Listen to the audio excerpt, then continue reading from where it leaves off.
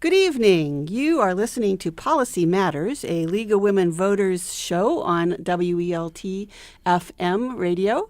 And Policy Matters is a monthly show that generally runs from 7 to 8 p.m. on the second and fourth Wednesdays and is sponsored by the Fort Wayne League of Women Voters members.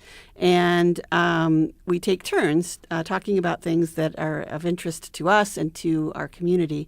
Last month was Black History Month, so of course we talked about redistricting, which doesn't have anything to do with Black History Month, but it is a timely conversation. It was a time-sensitive issue. There was legislation pending at the state level on redistricting, and I am sorry to say that is once again dead for the year. So that will be another project for another time. Well, I suppose the session isn't over, so I suppose I should not prematurely call it dead.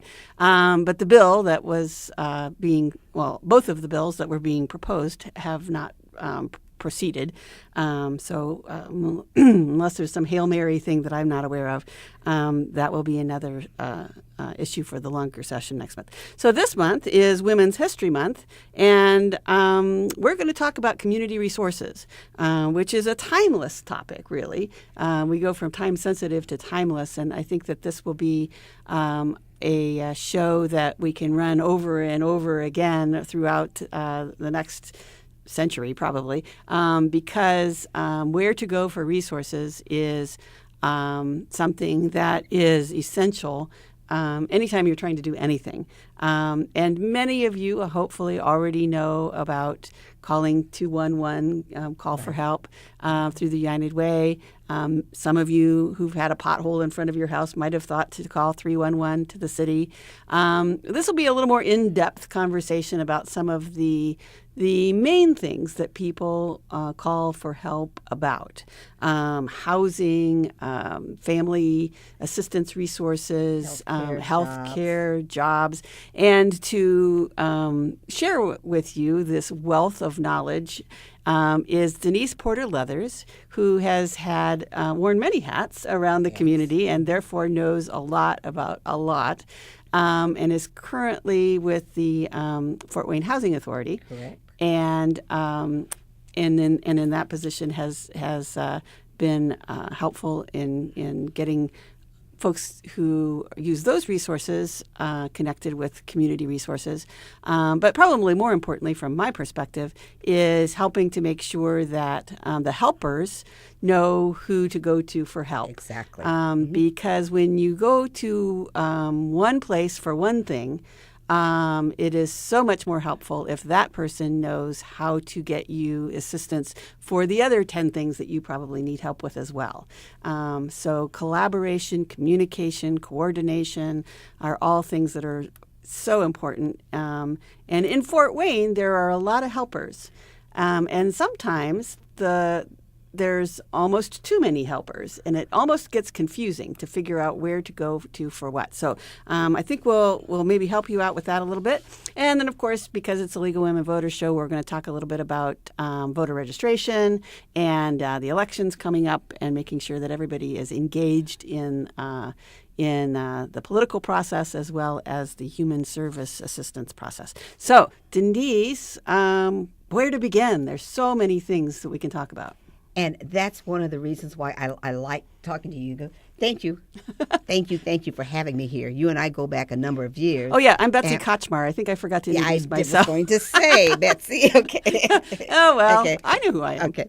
And Betsy's day job, obviously, is in transportation as one of the directors of City League. Right. And years ago when I met Betsy, my day job was working in the mayor's office as one of the area advocates or neighborhood specialist or whatever our title evolved over the years. But I like to talk about what we're going to talk about today as giving help and getting help in our community. Because as women, we tend to be the resourceful person within our own private homes, but also within the community for what needs to be done. Whether it's, honey, do we have eggs? Well, I need to know that in the back of my head. To, well, where's the nearest ER or where's it? We were Alexa before Alexa That's right. was formed. Okay, That's right.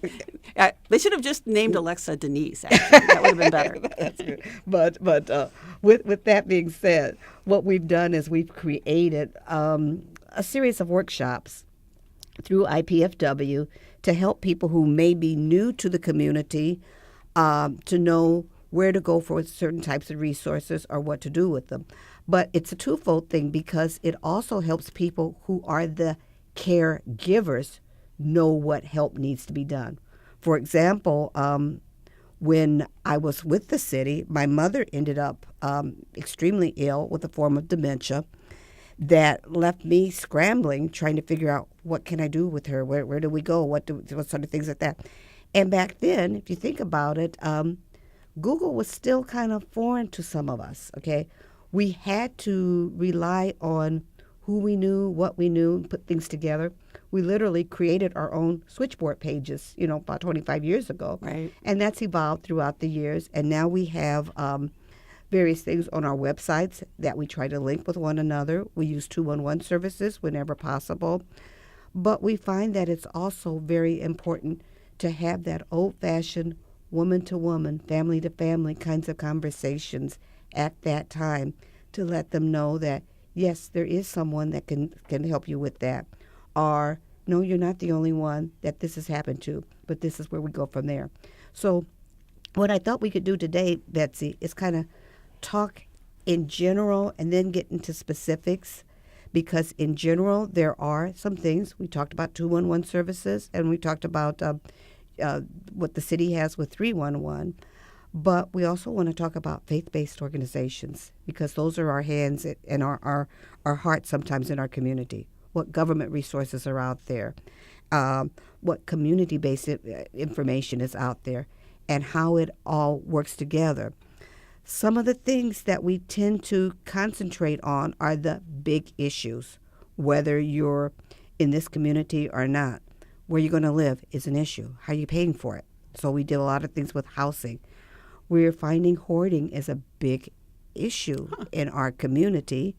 And if you're thinking about having to help a loved one clean out that house, I can guarantee you it's going to be some women's hands that are going to be helping with that, because for some reason, we're the ones that have to do the tough jobs every now and then.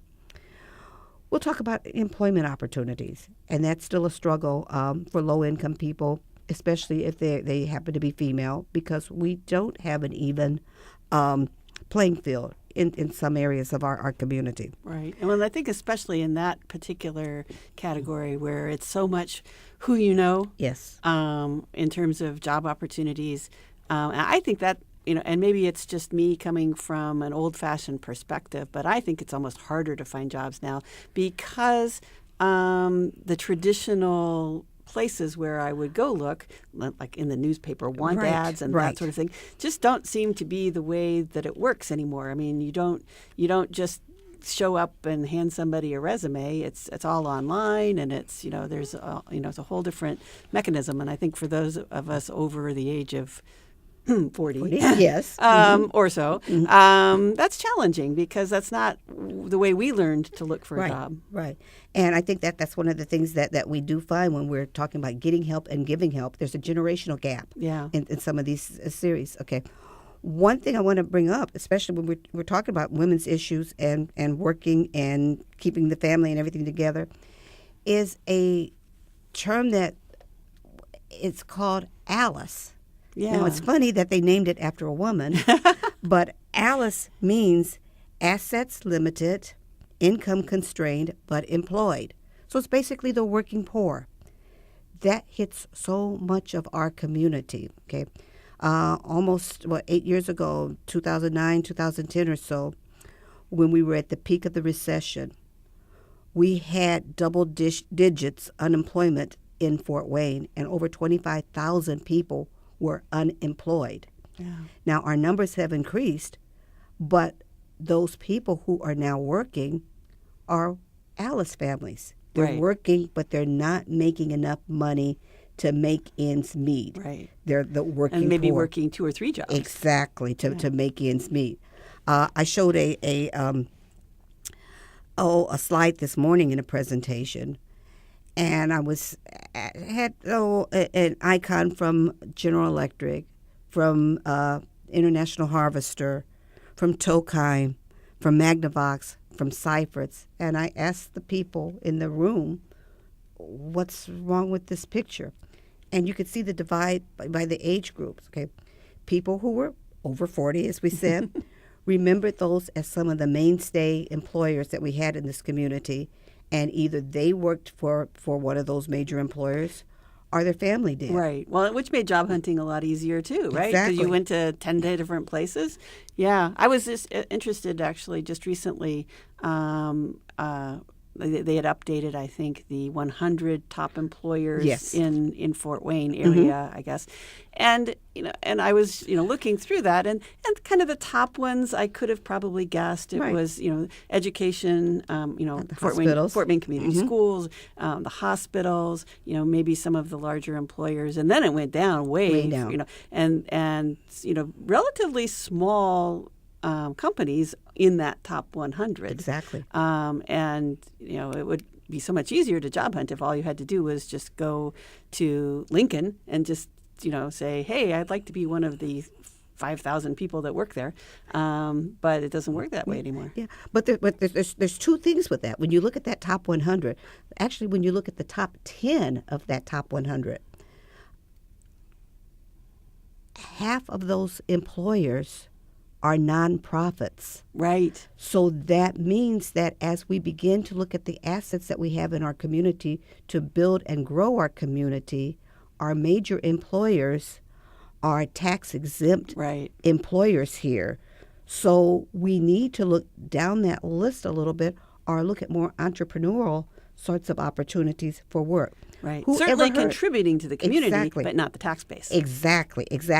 And that's where some of our social services organizations, our transportation services, Right. are critical in finding out what's going on because they depend on that tax base for funding so that we have the services that we need in this area. Right. But let's look at Sweetwater.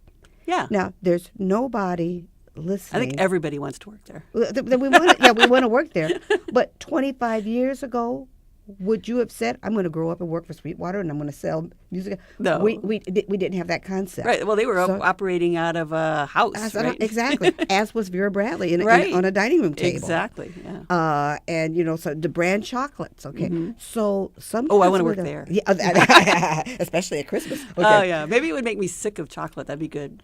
I think there's a I would- pill for that. We could work on getting Yeah. sick. Okay? I probably would not get sick of chocolate. I don't think so either. But that being said, while we have those mainstays, well, let's put it this way: while those companies that used to be aren't here, they're not coming back.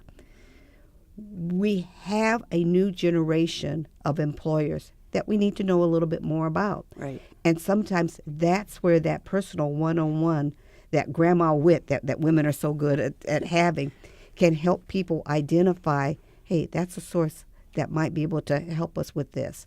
But not only is employment, you're looking at healthcare opportunities. We may get another major hospital in this area. Right. In the next few years, we don't know. You have to look at educational opportunities. You have to look at actually life planning opportunities. It's interesting when I talk to, and I will admit, it's sometimes younger people, but sometimes older people who are out in the field looking again. And I say, well, are you working? Well, no. Are you looking? Well, yeah. Well, where are you looking? Everywhere. Well, what do you want to do? Anything. I'm very engaged in research and information in the city. There is no job called anything, and there's no employer called everywhere. Right. You have And to be could you very even get specific. everywhere if you wanted to? Exactly. So you have to have resources and research to know what jobs are there, what opportunities are there. If I missed my flu shot, where can I go? What's up with some of these clinics? Are they going to shun me if I go in on the wrong day? That's what we try to do with getting help and giving help in our community, to share the wealth of knowledge that we have of our community with those in our community that need to do that. And that's what we as women have always done. Right. Right.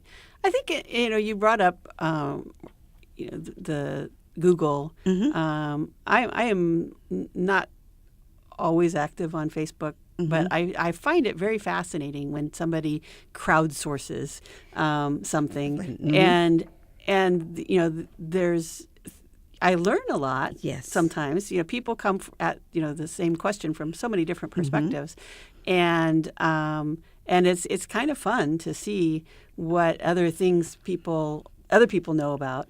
But you have to be kind of specific. It's like you can't just say I need a job. Right. You have to say, does anybody have a contact with somebody at Parkview because I'm looking for a job there, Right, or something like that. Right. That's a lot more specific and a lot more, and then you get a lot more help. It's like, oh yeah, I work there. I think that even but again, there's so many new ways to get information now that it's almost overwhelming. I think it is overwhelming, and sometimes it can be confusing, and sometimes it can be wrong. Well, that's true. Okay, and right. so we have to know that. Wikipedia, Yeah, right? exactly. So one of the things that we're thinking in terms of employment for one piece, but look at some of the issues that are happening in money management and in healthcare. I have personally worked with people who came to Fort Wayne because they found a house online. And they drove here with all of their materials and things of that nature, only to find out that house doesn't even exist. Oh, my. Or that house was not actually owned or available for sale by the person because it was basically fraud. Right. Now, what has happened, though, is they may have paid $1,500 leaving California. Might have been their last, bit of savings because, things were bad everywhere. And they paid it online, okay, to what was probably a P.O. box or, like I said, a non-existent address. So now you have that family stuck in a community that they really don't know, without a home that they can have, scrambling for resources that they don't have a clue as what's going on. So that's where this kind of information really does come in to help. So teaching people who work in the nonprofits and the faith-based organizations and whatever, how to give help, so that they can then help people who need that is critical. But the other side of it, on the employment side, when I was with the city, I remember one older man who was very, very upset and came in demanding to talk to the mayor. And my job was to go out and try to calm the situation, see what was going on. He told me he was 55 years old and was just laid off. It's the first time he had ever been without a job since he was a teenager. His HR department had told him just to go to Work One, and they'll work with him. The person at Work One, back at that time, pointed him to a computer. Oh. He came into the mayor's office livid. He never touched a computer. He didn't know where to begin. So he came in crying. He says, first they tell me I can't work anymore, and now I find out I can't even find work anymore. What's this country coming to? Right. So you have to be able to balance the high-tech, high-touch sort of thing with the low-tech, with the hands-on, with that mom wit, with that sister-to-sister network, so that we can pick up some of those gaps to make this the community that we know we can be. Yeah. And I think that one of the things that it's probably human nature, is that you don't really seek out information about a topic until you need to know, right? So, I don't know that I would know a whole lot of information about where to go for health care for my mom, because I don't need to know that in Fort Wayne right now. And I've noticed, working in the transportation field, it always cracks me up that, they're like, well, I don't know where the bus goes. I say, yes. Right. Well, we've got like 1,857 signs all over town. Have you not noticed these big blue things that are going, But they've never needed to know that. Exactly. And so, So even if we're talking about in this conversation, we're talking about something that is not of interest to you at this time, I think it's helpful for you to know a little bit about correct. about everything.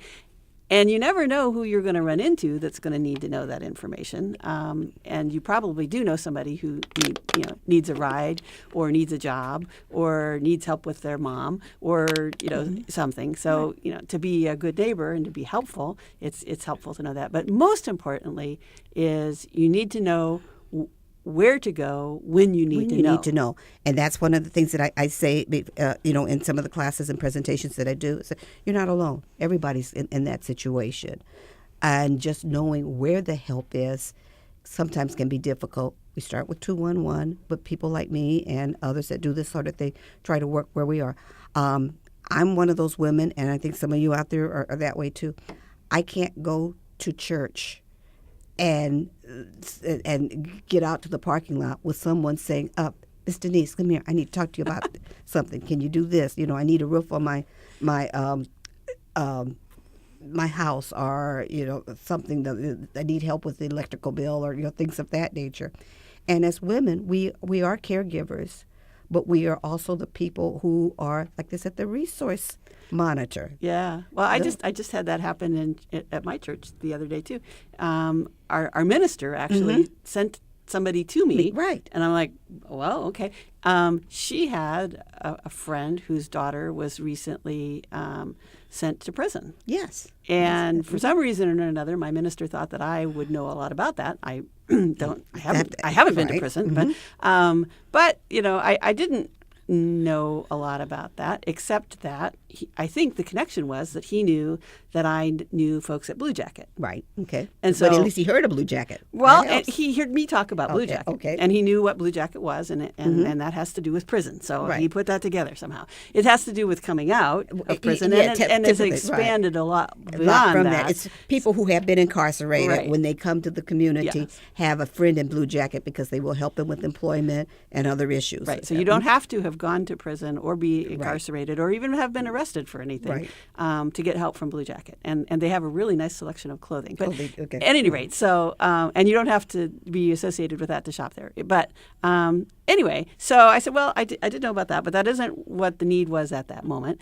So I pulled out my phone before church, not during, and looked up a couple of resources. And by the time I was finished, I had found a group out of Indianapolis that helps people that provides transportation to prison ministries. So that was a good resource, I thought. I'd found on the website a list of the contact person for the community outreach person at that prison. And I said, because I think you'll need to know what kinds of things you're allowed to send them in terms of gifts and things. I said books. It looked like books were usually a good bet.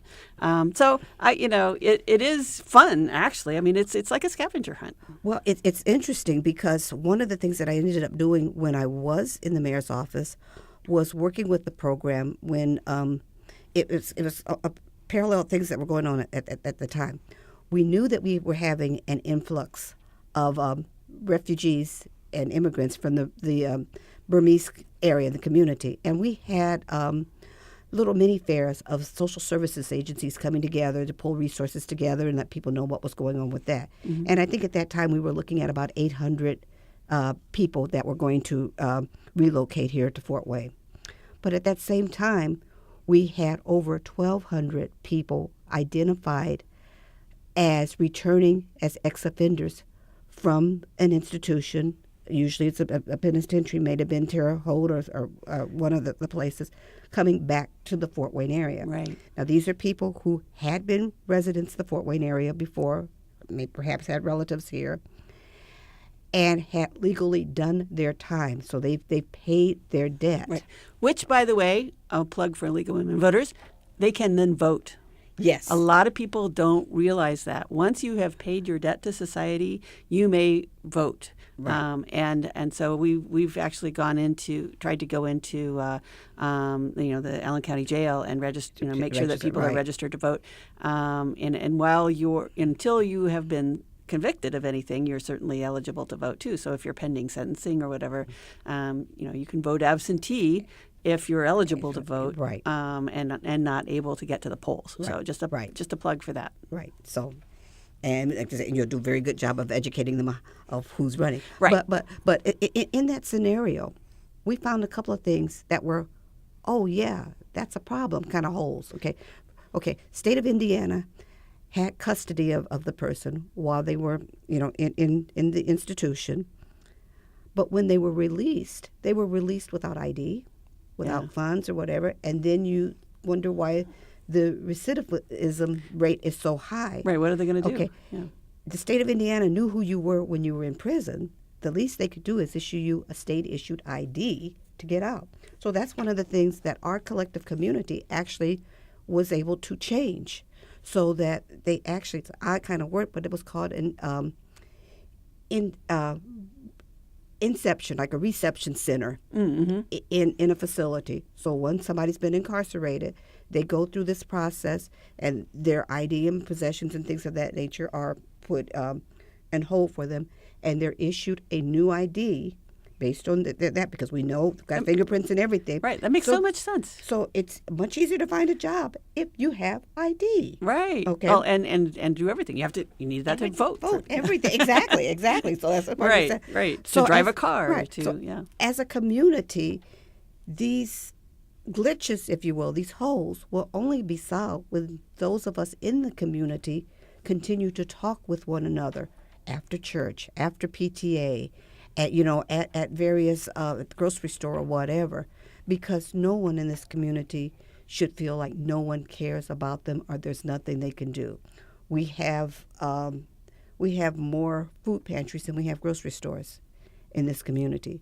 But if you don't know where one is near you, you may be hungry. Right. So let us help you help those that are around you.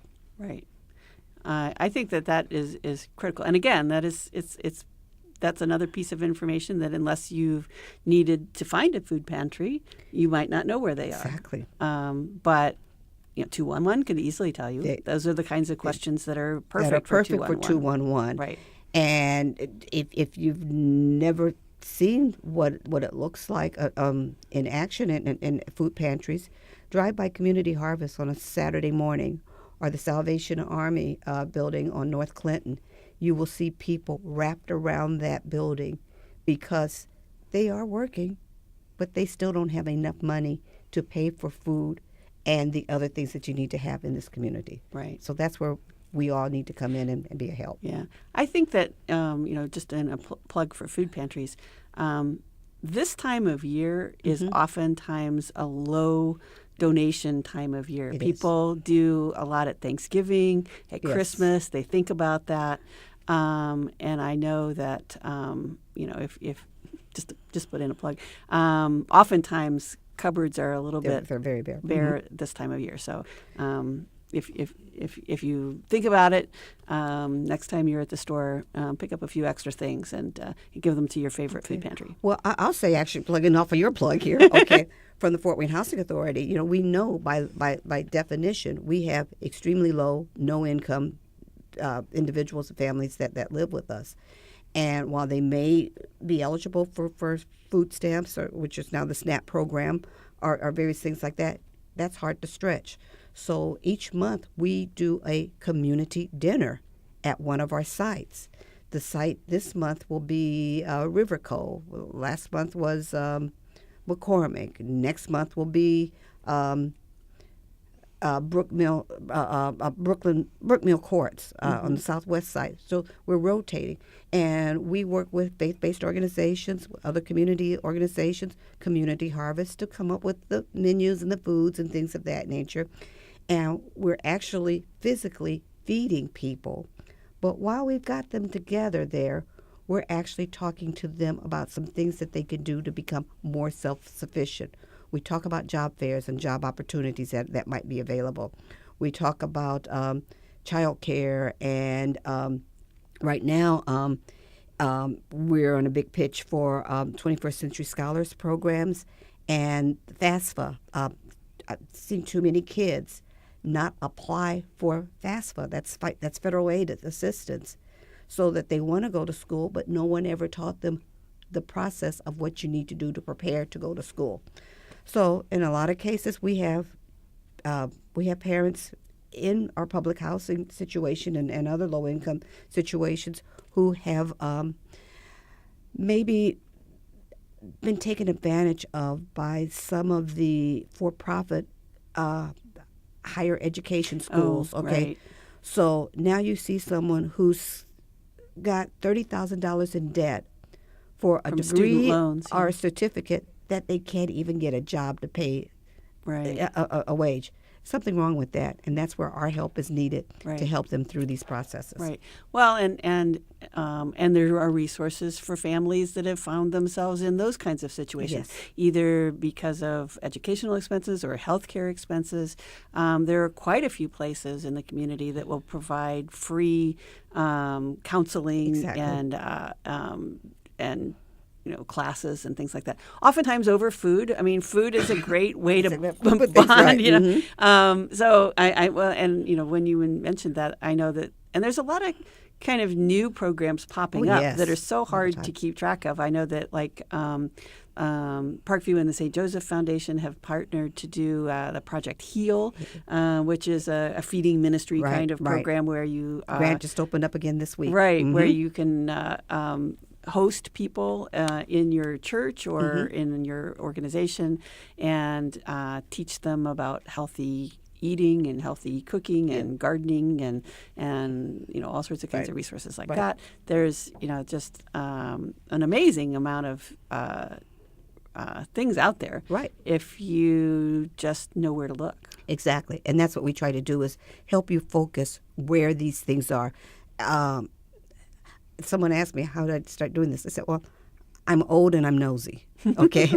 But, over the years, I started, collecting a little bit of this, a little bit of that. And so now some of these things just kind of, flow, from me. But there's always that little old lady on the corner block that always knows whose kid needs another pair of shoes or, things of that nature. And that's the kind of community we are. But we have to teach that to that next generation. Yeah. And I think that's, I've lived in Fort Wayne for about 13 years now, I guess. And that was one of the things that struck me so much coming here from Indianapolis is Fort Wayne is a big enough town to be able to accomplish quite a bit, but small enough that you know who to go to get stuff done. And oftentimes it's the same person, but I really liked that so much about the community. Part of it is the type of job I have where I'm out and about and getting to know folks. But boy, talk about 6 degrees of separation from Kevin Bacon. You got in like Fort Wayne. 2. You had 3 at the most. Right. I was over at ARC the other day, and the guy who was the maintenance guy and I buy tamales from the same lady. Right, so I right. mean, it's just small town. Right. But that's how we get things done, okay? Someone said that it's amazing how much you can get done if you don't worry about who gets the credit, okay? Yes. If we pull our people together, for example, Betsy and I were talking just earlier today, Housing Authority had a meeting last week where we invited 50 different organizations to come in to learn some new things that were going on in the administration with HUD funding opportunities and things of that nature, and a program that they're calling Moving to Work, which is going to put more emphasis on low-income families who are receiving public assistance to be able to basically work if they're physically able to do that. Well, that means that we have to work with employers to make sure that they know what they're needing to do. You have to work with we talked about blue jacket and clothing to do an interview. Steel-toed shoes might be necessary to start a job. Training might be necessary to get the skills to do the jobs that you have there. Even something as simple as finishing your HSE, which is that's your high school equivalency exam.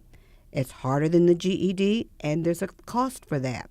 But all of those things will help make people more self-sufficient and better able to take care of themselves and that next generation than they were sitting around, as people say, doing nothing. By law, they have to do something. Either they need to do a work program, educational program, community service work to be able to be housed in some of the programs that we have. Yeah. and so there's a new thing. Right. I mean, and it's always something. I'm always amazed. I kind of think that I know what's going on, and then all of a sudden something pops up, and I'm like, well, where did that come from? Right. So even those of us who in the community are kind of dialed in or whatever, still are surprised sometimes by what's going on. You can't know everything. I'm surprised every day. I'm surprised every day. Which is good, but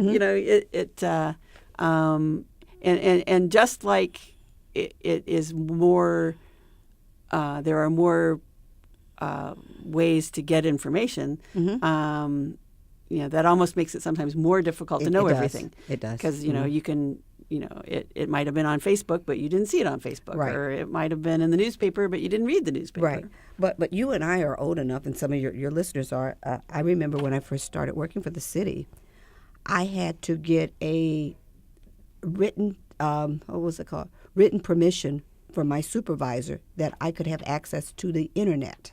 We didn't even have Google then. I think it was Alta Vista or whatever. But, internet was not considered to be part of the job or whatever. Now you can't imagine a informational type of job without the computer. Right. Okay.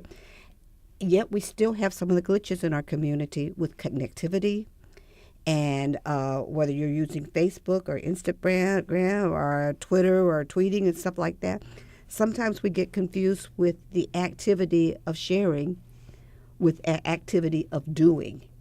So sometimes you got to put the camera down and put your hands to the task of what's going on. Maybe someone else can take the picture later, but this is what we've got to do now. Well, can I tell you a quick thing that we did in this community that I was very happy, and it was also women that made it happen? Yeah. Okay.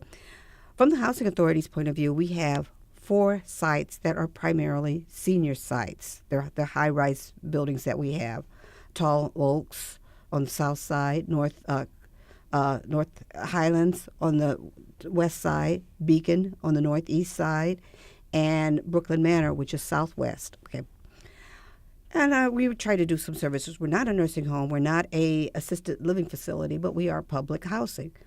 But you want people to at least have something to do, in where they live, when possible. So I was talking with some of the residents at one of the sites about the books that they had in the little library section there. And I said, yeah, there's some books there. They've been here as long as I have, and I've been here 20 years. And it's like, oh, that's interesting, And you hear that conversation over and over again. We were able, with the help of NeighborLink and a group of women from Fellowship Missionary Church, we did a book swap for our sites. So books that had been read over and over and over again from one site moved to another site. Those books moved to a third site and a fourth site. So it's like a circle. So everybody got new books. The Allen County Public Library was so excited about some of this activity and how we were working things together. We had already been working with the library on books for children. Right. They gave us generously, through some friends of the library, the opportunity to have books for older folks as well that are, aging in place in public housing. Perfect. So that was just because, as women, we noticed there's something in this picture that this can be fixed. I didn't have to write to Congress or wait 15 years, for somebody else to have to write a grant application. Didn't have to do anything. Have a foundation fund it. Exactly. Yeah. But that's what the power Very of cool. women in our community have done. Yeah. I'm happy. That's a very good story, and there's like thousands of those. Yes, and it's amazing how many great stories there are out there, and a lot of times you find those out just by chatting with somebody. Exactly. And like I said, I love 211. I'm using 211 regularly, but that elevator conversation, that dinner conversation, that sister-in-law who told Sally, who told Susie, who said that conversation is how we get things done in our community. Right. And I am oftentimes humbled, the questions that we get at CityLink sometimes. Our customer service staff are very good Yes, they are. about trying to help make sure that people get what they need, and sometimes it's a lot more than a ride. Right, And our drivers right. too hear a lot of stories about, and I'm sure that I don't even hear half of the stories that they've helped address, and just making sure that people are connected to the right places at the right time is so important. It is. It is. So, and let me put in a plug for the library, since we were just talking about the library. WELT is housed by the Allen County Public Library, and we are coming to you from the rather cozy Studio 2 at WELT. And if you are enjoying this show, or even if you're not, I would encourage you to support the library and support WELT, and in this effort. It's very exciting. I would also encourage you to support the League of Women Voters, and Yes.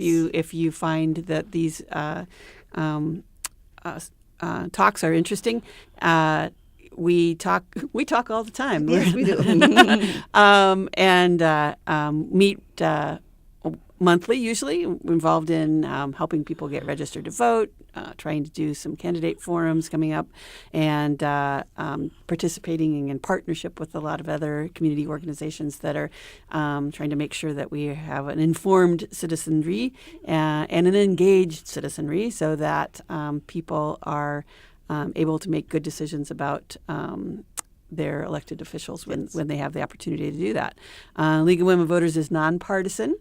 And have positions on a multitude of issues, and certainly encourage people to be engaged and informed in a variety of different topics. As you will see from our previous Policy Matters shows, we've covered the gamut of all sorts of things, healthcare, of course, redistricting and voting rights and that sort of thing. We've had people on to talk about specifically how the Electoral College works, Right. all the way. That's fun to describe. right, all the way to welcoming new people in our community, and so this was sort of more of a hodgepodge, I guess, Right. just sort of a covering.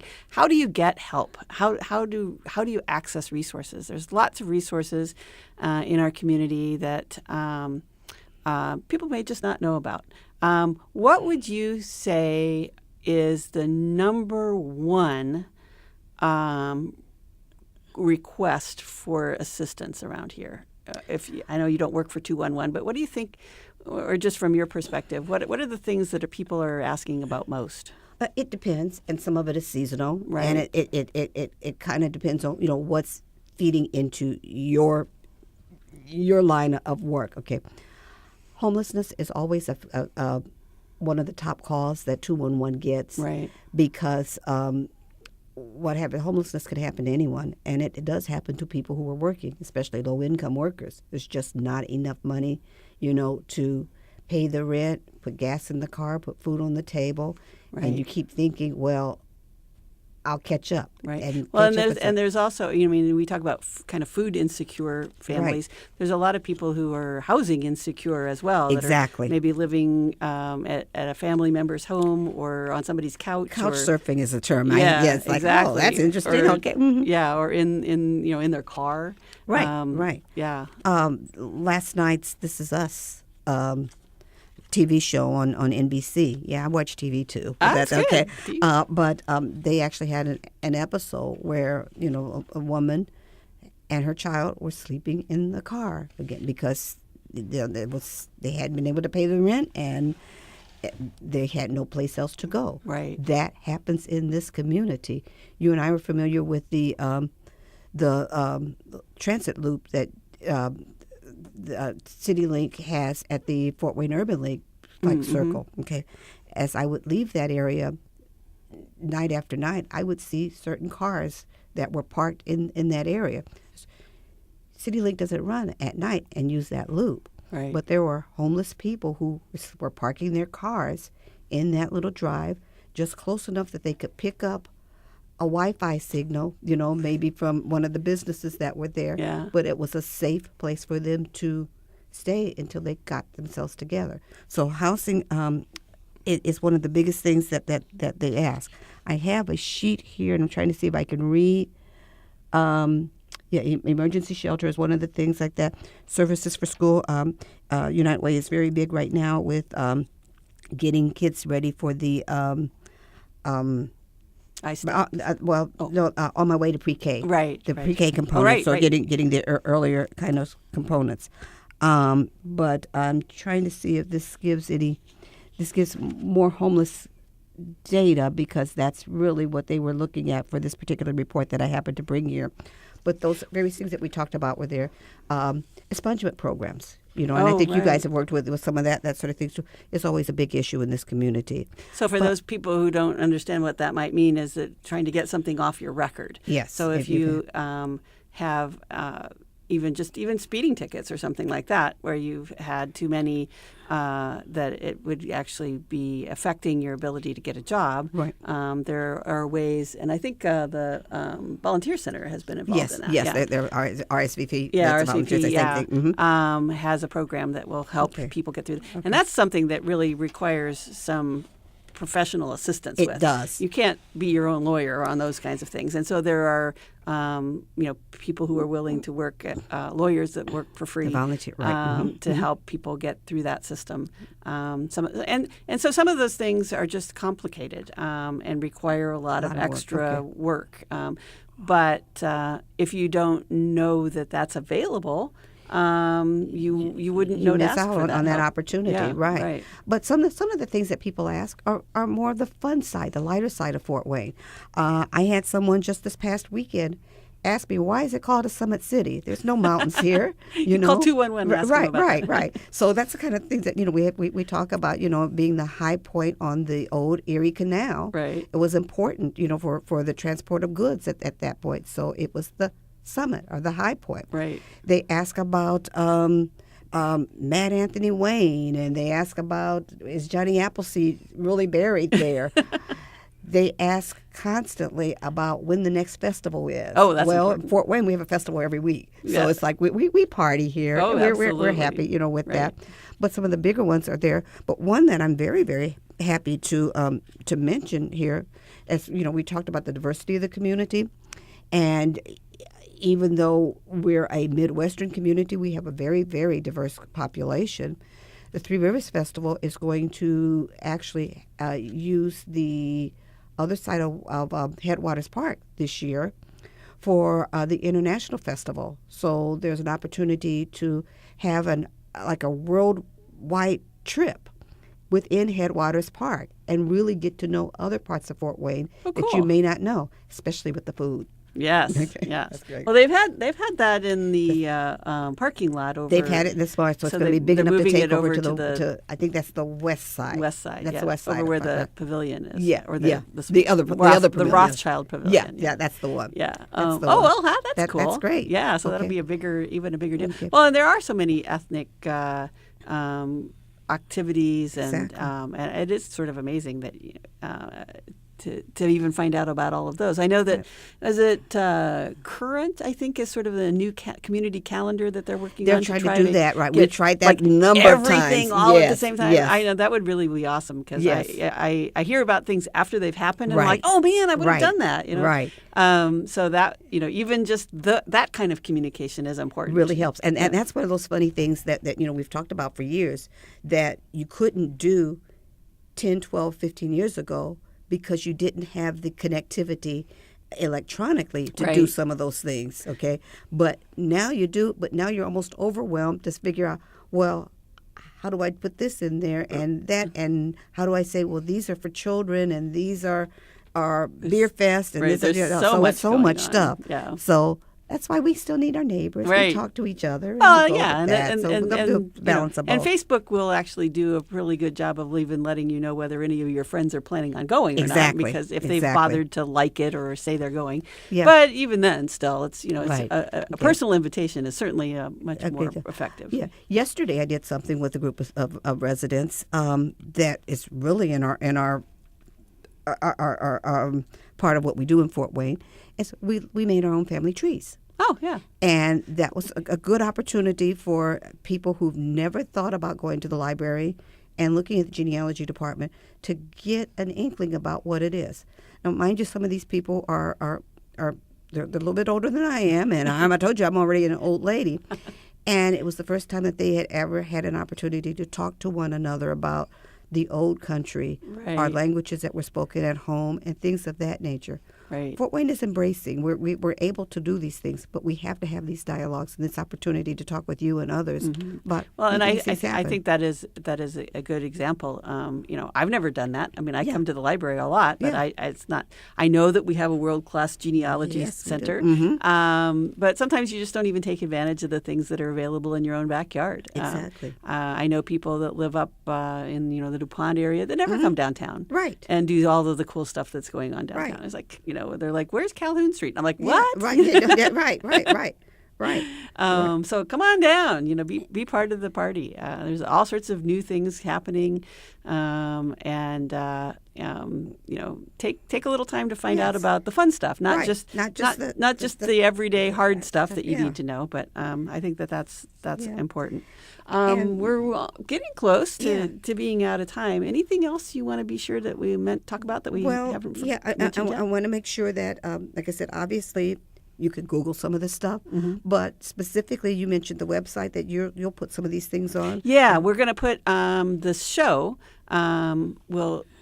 It airs on the the second and fourth Wednesdays at 7:00 on WELT.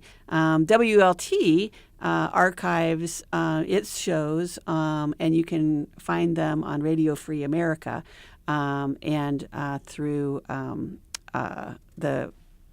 If you're not within the listening area of WLT wavelength, you can also access it through the library website. So it runs streaming as well. But what we do is, just to preserve this for all eternity, we turn this show into a YouTube video and make graphics that go along with that. So some of the graphics that will be associated with this show are slides that would include some valuable information on how to get in touch with some of these resources that we've talked about, and so that you can kind of get when you listen to it there, you'll get the benefit of kind of a PowerPoint presentation that goes along with that gives you some written documentation as well. So that will be helpful too. So let's see. I just wanted to also mention, on behalf of the League of Women Voters, I think I did mention the kinds of things that we do. If you would like to become a member of the League of Women Voters or learn more about the League of Women Voters, we have a website, and it's lwvfw.org.